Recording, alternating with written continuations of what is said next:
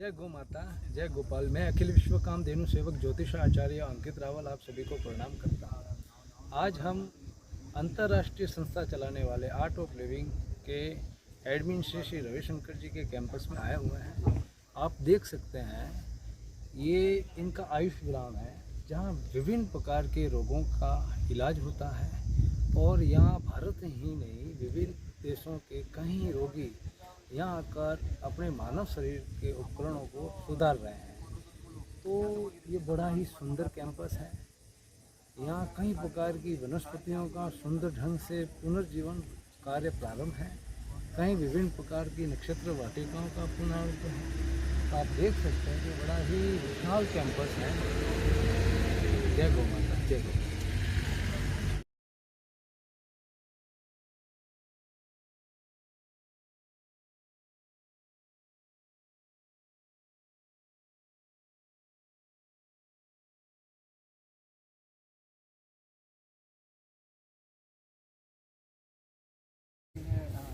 सुमेरु मंडप art of living का पहला मेन मेडिटेशन हॉल, ये ओपन हॉल है यहाँ पे। तो गुरुदेव बताते हैं कि महिषासुर का वध करने के बाद देवी 3 दिन तक यहाँ विश्राम की थी। बहुत सुंदर। इन्होंने इस स्थान को चुना पहले। ये पत्थर आप देख रहे हैं, वहीं पे बैठ के वो मेडिटेशन करते थे, कराते हैं। ये जो वृक्ष लगा हुआ है आपका, ये नन्हा सा पौधा एक उन्होंने यहाँ पे रखा हुआ था, आज इतना विशाल हो गया है। ये हमारा पहला ओपन मेडिटेशन हॉल है, इसका नाम सुमेरु मंडप। सुमेरु देख सकते हैं। सुमेरु मंडप का बड़ा ही सुंदर दृश्य है, अद्भुत, अकल्पनीय, मन को झंझोड़ने वाला ये दृश्य है। देखते ही देखते मनुष्य अपने ख्यालों में खो जाता है। कई योगी साधना कर रहे हैं।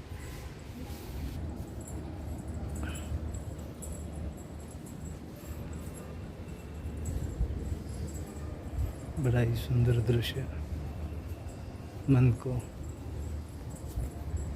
पुलकित करने वाला, रोमांचक सुमेरु मंडप।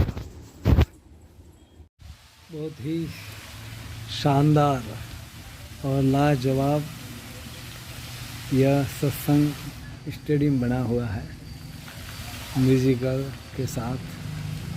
बड़ा ही फुवारा सिस्टम है, चारों ओर लोग बैठे हैं।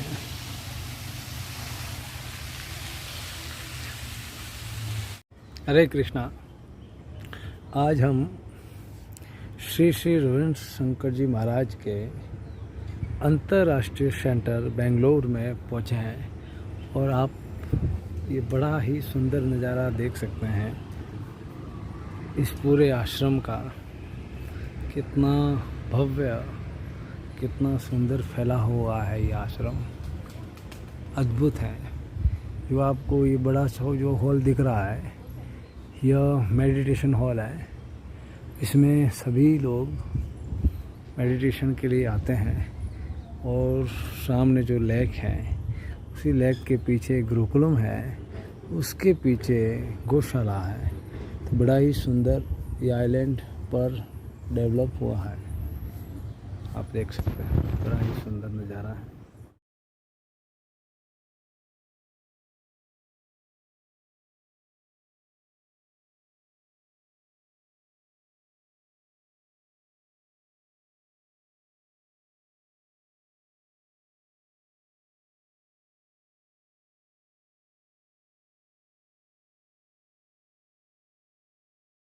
जय गौ माता, जय गोपाल। मैं अखिल विश्व कामधेनु सेवक ज्योतिष आचार्य अंकित रावल, राजस्थान। आज हम बेंगलोर के श्री रविशंकर जी महाराज के अंतर्राष्ट्रीय आश्रम गौशाला में पहुंचे हैं, जहां यहां के संस्थापक चंदू भाई और भारत गोपाल रत्न आचार्य घनश्याम जी व्यास भी हमारे साथ उपस्थित हैं। तो कुछ चंदू भाई से हमारा विशेष अनुरोध रहेगा कि आप हमें आपकी सुंदर गौशाला के बारे में कुछ बताएं, जिससे हम पूरे भारत के गोपालकों का मार्गदर्शन कर सकें। अभी मैं तो बताना यही है कि देखो, गौशालाएं बहुत अलग अलग प्रकार से जो चल रही है, तो उसमें कई सारी गौशाला ऐसी होती है जो ब्रीडिंग के ऊपर काम करती है, कई सारी गौशाला ऐसी है जो दूध के विषय पे ऊपर काम करती है, कई ऐसी है कि बीमार गायों की गौशाला काम करती है। फिर कहीं है कि गवर्नमेंट्स के फ़ायदे के लिए काम करती है, कहीं अपने डोनेशन लेके चलाने के लिए काम करती है, और एक होता है कि अपने शौक से काम करती है। तो गाय तो एक ही है, विषय बहुत अलग अलग कर दिए। तो हम यही चाहते हैं कि सारी गौशाला का एक ही पॉइंट पे, जो 6 पॉइंट थे वो एक ही पॉइंट पे सब लोग काम करें।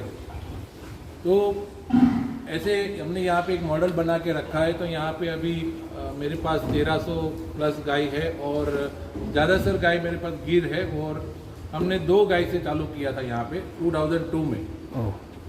तो आज हमारे पास 15 नस्ल भी है। तो कई सारी नस्ल हमको अभी ढूंढ रहे हैं कि वो सारी मिले और लोगों को देखे, क्योंकि यहाँ पे क्या होता है कि बहुत सारे लोग जो आते हैं उसको पता नहीं कि हमारे स्टेट की गाय कौन सी है। दूसरा, आजकल के बच्चों को भी नहीं पता है कि हमारी गाय कौन सी है, खान पीन कौन सा है, पहनवेश कौन सा है। तो हम यहाँ पे थोड़ा ज़्यादा उसको दिखाते हैं कि भाई ऐसी ऐसी चीज़ें है। जैसे कि एक विचार अभी बहुत चला था कि हमारे बाप दादा ने कुआं देखा, हमने बोरवेल देखा, हमारे बच्चे बॉटल देख रहे हैं, नीचे लिखा था पानी बचाओ। तो वैसे गाय भी बचानी पड़ेगी।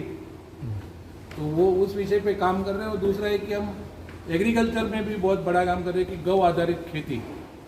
तो हम आपको दिखाएंगे आगे जाके कि खाद कैसे बनता है, खाद से कैसी फसलें आती है, और वो हमने एक बैक्टीरिया भी बनाया, तो बैक्टीरिया की भी यूज़ करते हैं। जैसे मेरा प्रश्न ये है अभी आपसे, जैसे कि भुवनेश्वरी पीठ का पूरे इंडिया में नाम है मिल्किंग में, क्योंकि यहाँ से जितने भी जो बूल निकले हैं उनका हाईएस्ट मिल्किंग है। तो क्या भुवनेश्वरी से यहाँ कोई बूल आया है? हाँ, भुवनेश्वरी से मेरे पास बहुत सारे बूल है यहाँ पे। ओके। और रिजल्ट भी है, ऐसा भी नहीं है कि जो बोल रहे हैं वैसा ऐसा भी नहीं है। ओके। तो मेरे पास ये इधर ही आपको दिखने को मिलेगा, यहाँ पे है जो भुवनेश्वरी पीठ के ही है। अच्छा। तो आप उस साइड में भी आओगे तो बहुत सारे नंदी है जो आपको अभी दिखाएंगे। ओके। तो मेरे पास 3 लीटर से लेके 14 लीटर तक की गाय है। बहुत सुंदर, वेरी गुड। बच्चे को पिलाने के बाद का ये मैं बोलता हूँ, अगर बच्चे को नहीं पिलाया तो फिर ज़्यादा हो जाएगा। Okay, thank you.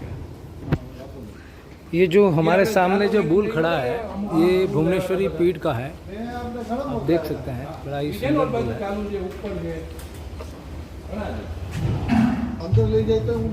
ये बड़ा सुंदर बूल है, बड़ा ही विशाल काया है इसकी, देख सकते हैं।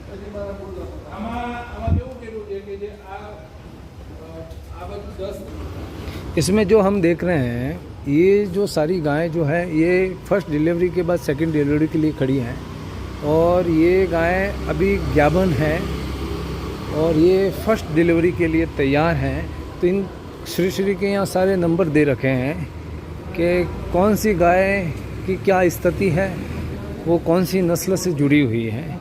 तो बड़ा ही सुंदर ढंग से यहाँ कार्य चल रहा है। जय गौ माता, जय गोपाल। मैं अखिल विश्व कामधेनु सेवक ज्योतिषाचार्य अंकित रावल, राजस्थान। आज हम बेंगलोर के श्री श्री रविशंकर जी महाराज के अंतर्राष्ट्रीय आश्रम गौशाला में पहुँचे हैं, जहाँ यहाँ के संस्थापक चंदू भाई और भारत गोपाल रत्न आचार्य घनश्याम जी व्यास भी हमारे साथ उपस्थित हैं। तो कुछ चंदू भाई से हमारा विशेष अनुरोध रहेगा कि आप हमें आपकी सुंदर गौशाला के बारे में कुछ बताएं, जिससे हम पूरे भारत के गोपालकों का मार्गदर्शन कर सकें।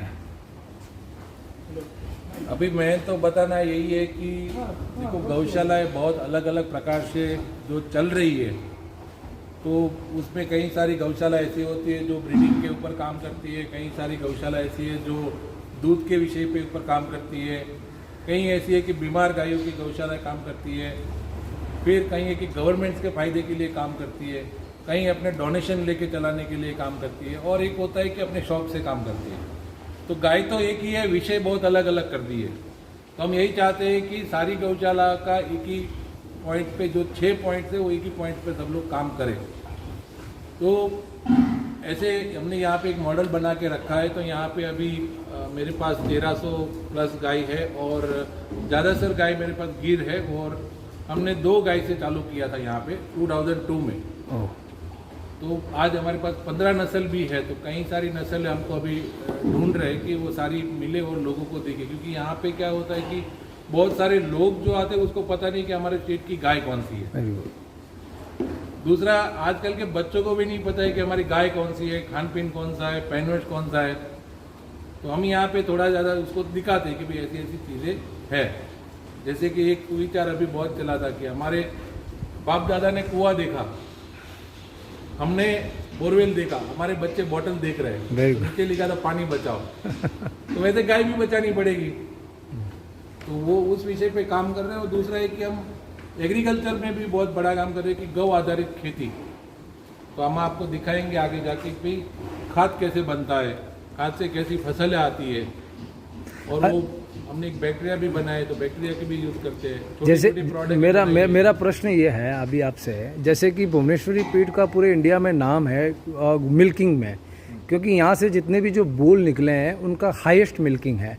तो क्या भुवनेश्वरी से यहाँ कोई बुल आया है? हाँ, भुवनेश्वरी से मेरे पास बहुत सारे बुल है यहाँ पे। ओके, और रिजल्ट भी है, ऐसा भी नहीं है कि जो बोल रहे हैं वैसा ऐसा भी नहीं है। ओके, तो मेरे पास ये इधर ही आपको दिखने को मिलेगा, हमारा यहाँ पे है जो भुवनेश्वरी पीठ के ही है। अच्छा, तो आप उस साइड में भी आओगे तो बहुत सारे नंदी है जो आपको अभी दिखाएंगे। ओके, तो मेरे पास 3 लीटर से लेके 14 लीटर तक की गाय है। बहुत सुंदर, वेरी गुड। बच्चे को पिलाने के बाद का ये मैं बोलता हूँ, अगर ओह। बच्चे को नहीं पिलाया तो फिर ज़्यादा हो जाएगा। Okay, thank you. ये जो हमारे सामने जो बुल खड़ा है ये भुवनेश्वरी पीठ का है, आप देख सकते हैं, बड़ा ही सुंदर बुल है। चालू है, ऊपर है, अंदर ले जाते हूँ अंदर ये बड़ा सुंदर बुल है, बड़ा ही विशाल काया है इसकी, देख सकते हैं।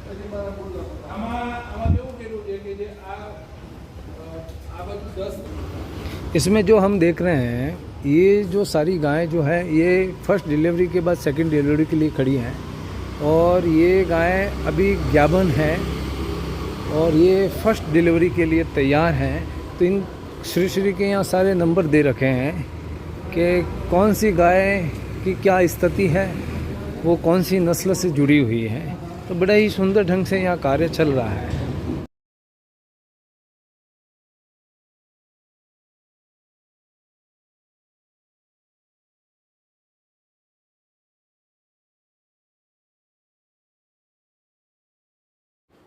ये हमारा डेटा एंट्री ऑफिस है, और ये हमारा मंथली चार्ट से जितने बच्चे हुए उसका माँ बाप का सबका रिकॉर्ड से जो बच्चे पैदा हुए उसका आईडी नंबर है।